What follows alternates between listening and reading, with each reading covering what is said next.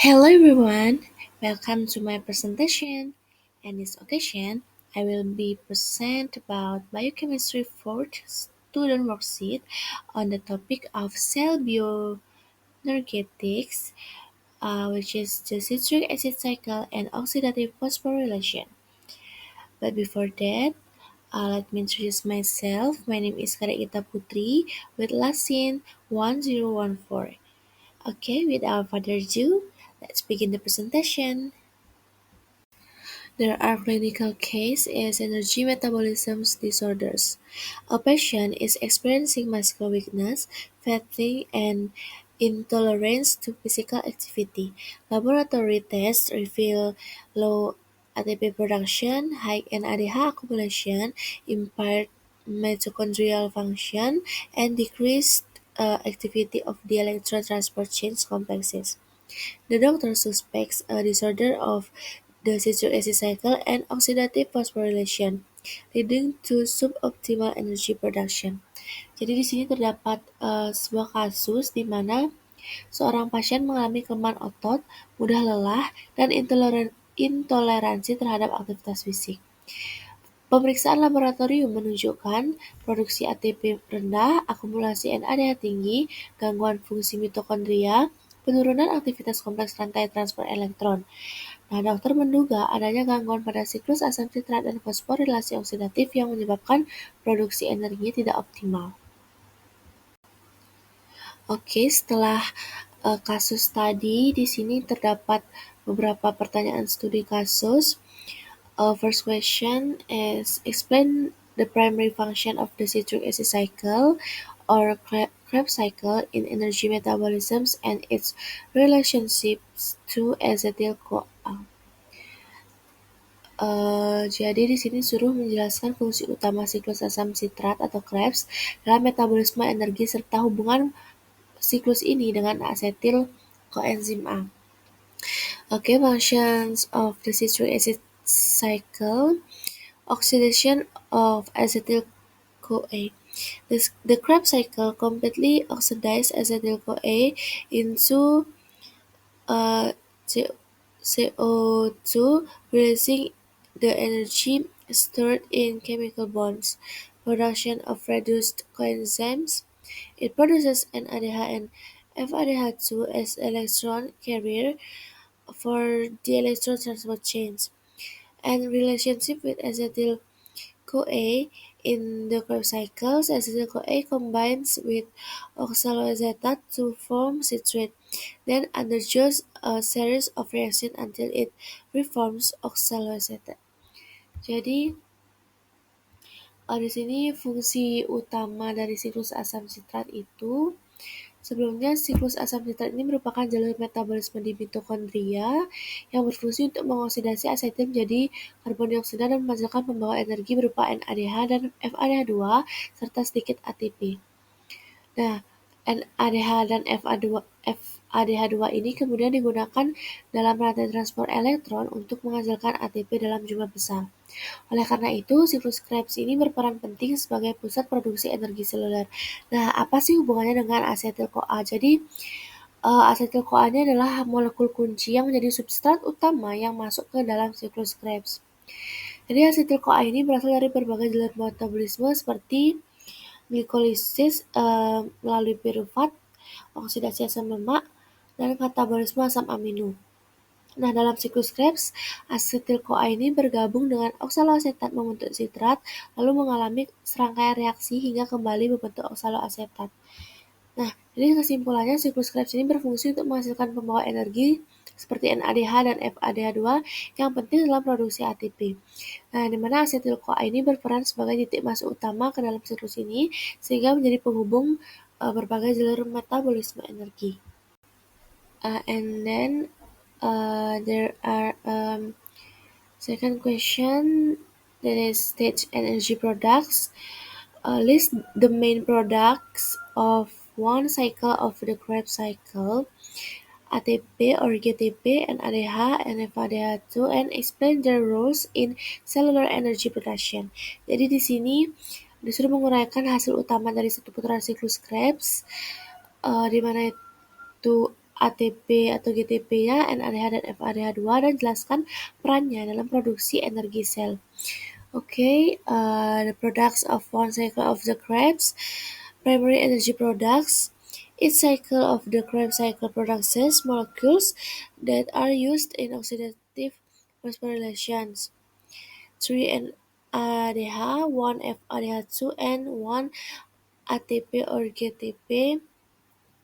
Jadi di sini hasil utama satu putaran siklus Krebs itu dari satu asetil koenzim A yang masuk ke siklus Krebs itu dihasilkan 3 NADH, 1 FADH2, 1 ATP, dan 2 CO2 sebagai produk samping. Nah, itu eh, dari satu asetil koenzim A. Jika dari satu glukosa, di mana dalam glikolisis itu menghasilkan 2 asam pirufat akan menjadi 2 asetil CoA. Jadi dalam siklus Krebs itu dihasilkannya 2 kali dari satu asetil CoA tadi, di mana akan ada 6 NADH, 2 FADH2, dan 2 ATP. Jadi perannya dalam produksi energi sel itu, jika NADH membawa elektron ke rantai transport elektron dan menghasilkan sekitar 2,5 ATP per NADH sehingga menjadi sumber utama energi. Lalu FADH2 berperan dalam sama juga membawa elektron ke transport elektron dan menghasilkan sekitar 1,5 ATP per FADH2. Lalu ATP itu dihasilkan langsung dalam siklus Krebs melalui fosforilasi tingkat substrat meskipun jumlahnya kecil. Jadi siklus Krebs ini tidak menghasilkan banyak ATP secara langsung, tetapi menghasilkan NADH dan FADH2 yang sangat penting untuk produksi ATP dalam jumlah besar melalui rantai transport elektron, sehingga berperan besar dalam penyediaan energi sel. Third question is based on the case study. How can a disruption in the Krebs cycle lead to a decrease in energy production or ATP? Jadi di sini terdapat pertanyaan berdasarkan kasus bagaimana gangguan pada siklus Krebs dapat menyebabkan penurunan produksi energi atau ATP. Analysis of Krebs cycle disorder.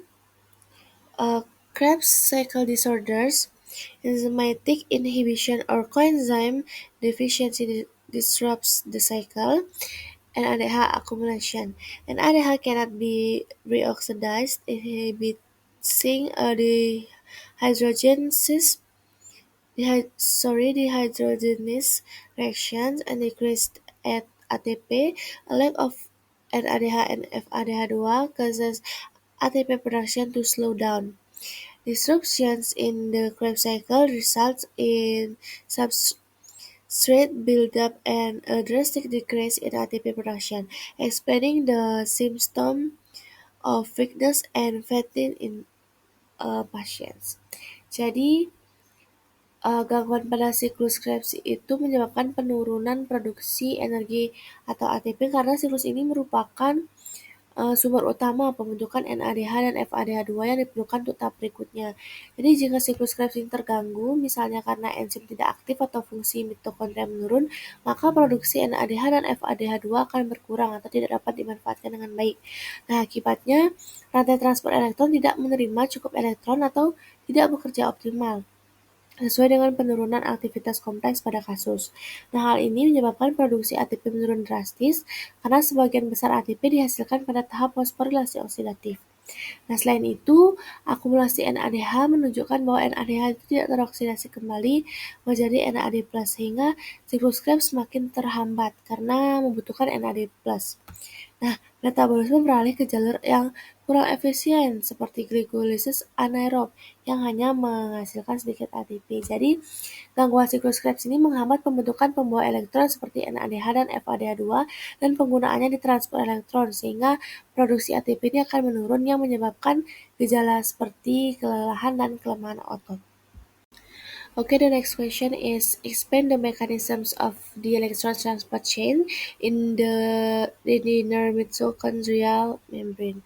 Jadi, sudah menjelaskan mekanisme rantai transport elektron di membran dalam mitokondria. So, electron transport chains. First, electron transfer from NADH and FADH2. Second, electron transfer through the complexes. Third, proton or H plus pumping. Fourth, water formation. And the last, ATP synthesis.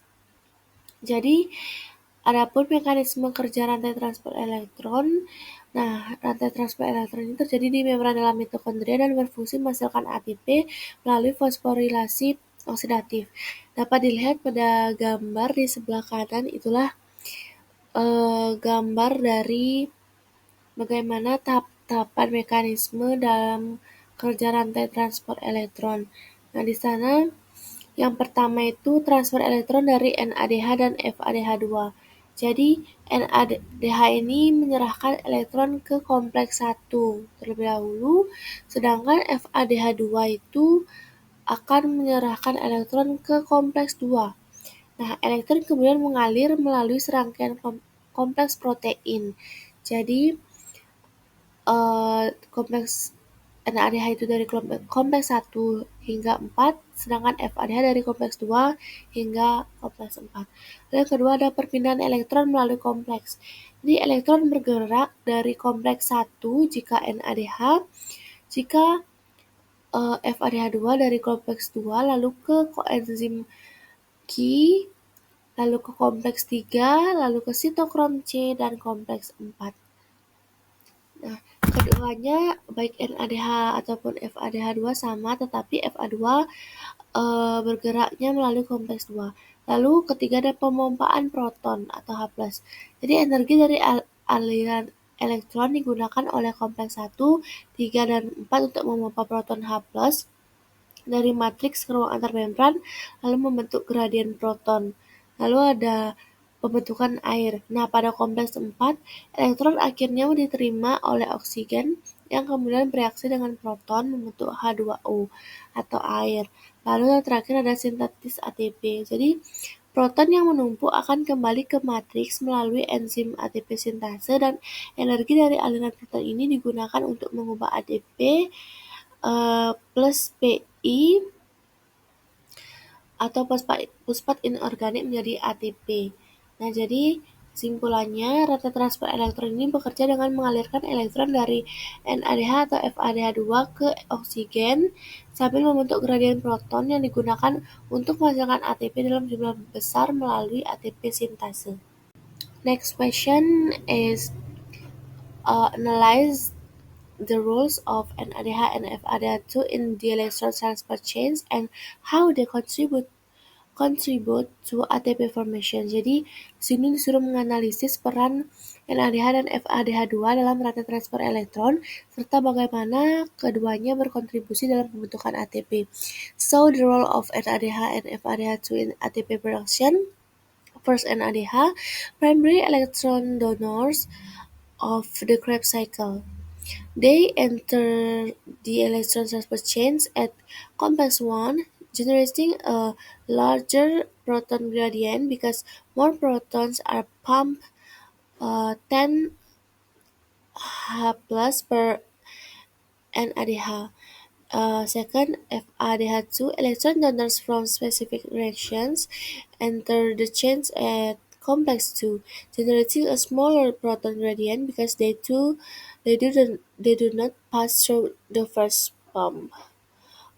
6 H plus per FADH2. Jadi peran NADH dan FADH2 dalam rantai transport elektron. Nah, NADH dan FADH2 ini berfungsi sebagai pembawa elektron berenergi tinggi hasil dari glikolisis, siklus Krebs, dan jalur metabolisme lainnya. Jadi keduanya ini menyumbangkan elektron ke rantai transport elektron di membran dalam mitokondria, tetapi melalui titik masuk yang berbeda. Jadi mekanisme kontribusi terhadap pembentukan ATP, jika pertama itu NADH akan menyerahkan elektron ke kompleks 1, lalu elektron mengalir melalui kompleks 1, 3, dan 4. Proses ini menyebabkan pemompaan proton H+ lebih banyak, sekitar 10 H+ per NADH, sehingga menghasilkan gradien proton yang besar. lalu berkontribusi menghasilkan sekitar 2,5 ATP per NADH. Lalu sedangkan FADH2 itu menyerahkan elektron ke kompleks 2, nah dia tidak melalui kompleks 1, lalu elektron tetap mengalir ke kompleks 3 dan 4. Nah, karena tidak melalui kompleks 1, maka jumlah proton yang dipompa itu lebih sedikit. Jadi sekitar 6H+ per FADH2. Lalu berkontribusi menghasilkan sekitar 1,5 ATP per FADH. Jadi hubungan dengan sintetis ATP ini, elektron dari NADH dan FADH2 digunakan untuk memompa proton ke ruang antarmembran membentuk gradien proton. Lalu gradien ini dimanfaatkan oleh ATP sintase untuk menghasilkan ATP dari ADP dan PI. Jadi NADH dan FADH2 ini berperan sebagai donor elektron utama dalam rantai transfer elektron. NADH akan menghasilkan lebih banyak ATP dibanding FADH2 karena jalur transfer elektronnya memompa lebih banyak proton. Nah, di mana NADH itu lebihnya itu karena melalui kompleks 1. Nah, sehingga keduanya sangat penting dalam produksi energi seluler. Okay, next question is explain the concept of oxidative phosphorylation and how the proton gradient used to generate ATP. Jadi, menjelaskan konsep fosforilasi oksidatif dan bagaimana gradien proton itu digunakan untuk menghasilkan ATP. So, oxidative phosphorylation and the proton gradient. The concept of oxidative phosphorylation. The process of ATP production that utilizes energy from the transfer of electrons to oxygen as the final electron acceptor. The role of the proton gradient in ATP production: as electrons flow through complex 1, 3, and 4, the energy released is used to pump proton from the matrix into the intramembran space. And ATP synthesis. Rotation of ATP synthase triggers an enzymatic conformational change, catalyzing the formation of ATP from ADP and PI. Jadi di sini konsep fosforilasi oksidatif itu adalah proses pembentukan ATP yang terjadi di membran dalam mitokondria yang memanfaatkan energi dari transfer elektron atau oksidasi NADH dan FADH2 ke oksigen sebagai akseptor elektron terakhir. Jadi di sini terdiri dari dua proses. Proses ini terdiri dari dua bagian utama. Yang pertama, rantai transfer elektron atau menghasilkan gradien proton dan sintetis ATP oleh ATP sintase. Jadi di sini peran gradien proton dalam pembentukan ATP, di mana saat elektron mengalir melalui kelompok 1, 3, dan 4, energi yang dilepaskan digunakan untuk memompa proton H+ dari matriks ke ruang antarmembran. Nah, hal ini menciptakan gradien proton atau perbedaan konsentrasi dan muatan yang disebut juga dengan gaya gerak proton. Lalu proton kemudian mengalir kembali ke matriks melalui enzim ATP sintase. Nah, aliran proton ini yang menghasilkan energi yang digunakan untuk mengubah ADP plus PI menjadi ATP. Ini fosforilasi oksidatif adalah proses pembentukan ATP yang memanfaatkan energi dari aliran elektron dan gradien proton, di mana gradien proton digunakan oleh ATP sintase untuk menghasilkan ATP dalam jumlah yang besar. Okay, next there is conceptual energy calculation. 1 NADH is 2.5 ATP. NADH generates a larger proton gradient because it enters the chain at complex 1, pumping more protons or 10 protons. And then 1 FADH2 is 1.5 ATP. FADH2 generates a smaller gradient because it enters the chain at complex 2, pumping fewer protons, 6 protons. Key differences: NADH produces more ATP than FADH2 due to their different entry points into the electron transport chains. Jadi di sini ada perhitungan energi. Jadi disuruh menghitung secara konseptual jumlah ATP yang dihasilkan dari satu NADH dan satu FADH2 serta jelaskan perbedaan hasil energinya.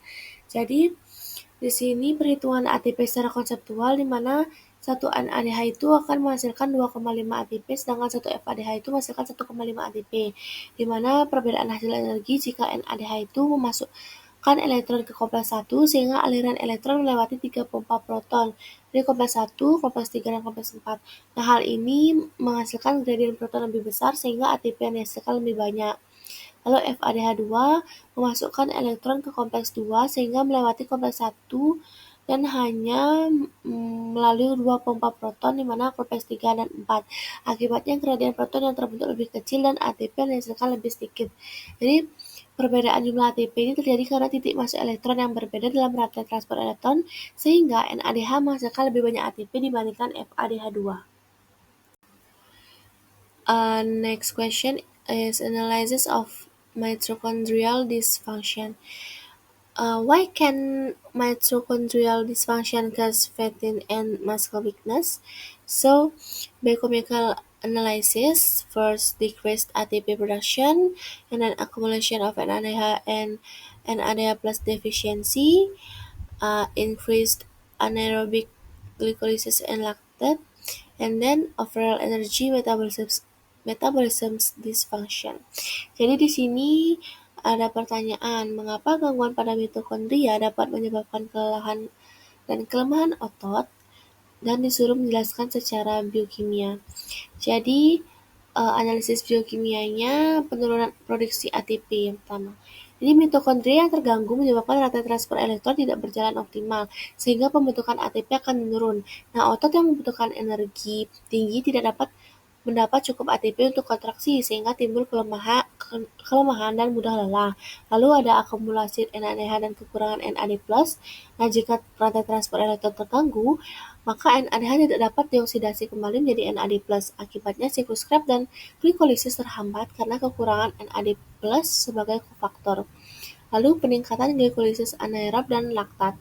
Nah, untuk kompensasi, sel meningkatkan glikolisis anaerob yang menghasilkan sedikit ATP dan menyebabkan penumpukan laktat. Nah, hal ini dapat menurunkan pH atau asidosis dan memperparah kelelahan otot. Lalu yang terakhir ada gangguan metabolisme energi secara keseluruhan.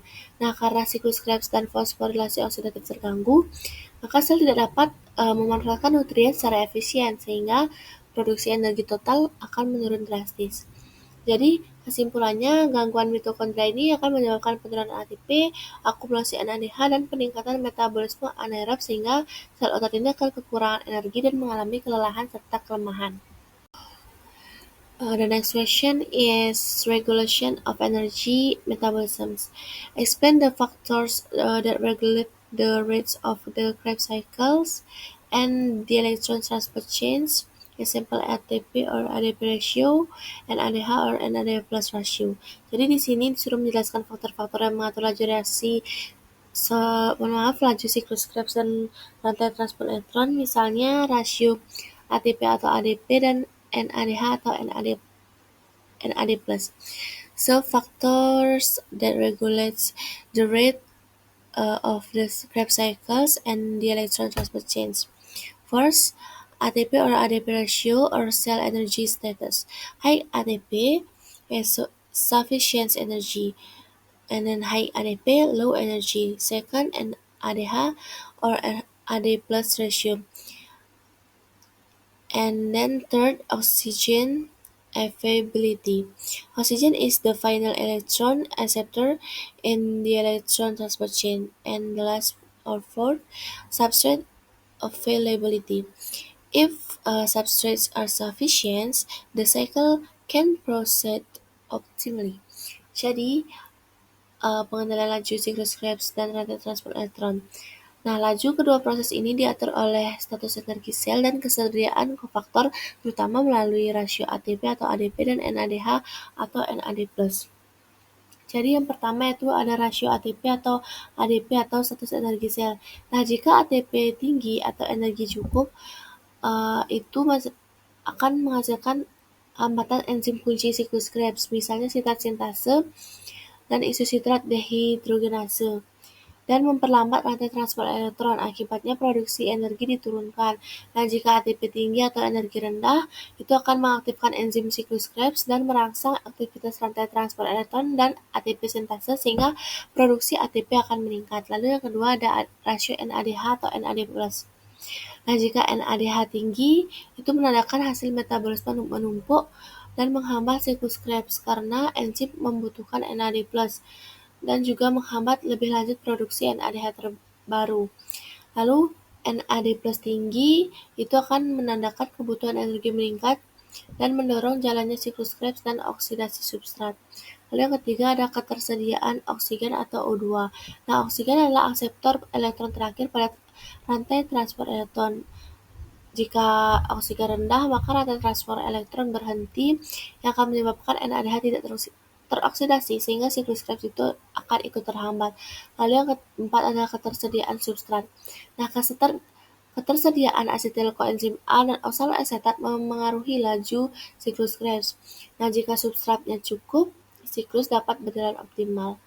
Jadi laju siklus Krebs dan rantai transport elektron diatur oleh keseimbangan energi sel atau ATP dan ADP serta rasio NADH atau NAD+, oksigen dan ketersediaan substrat.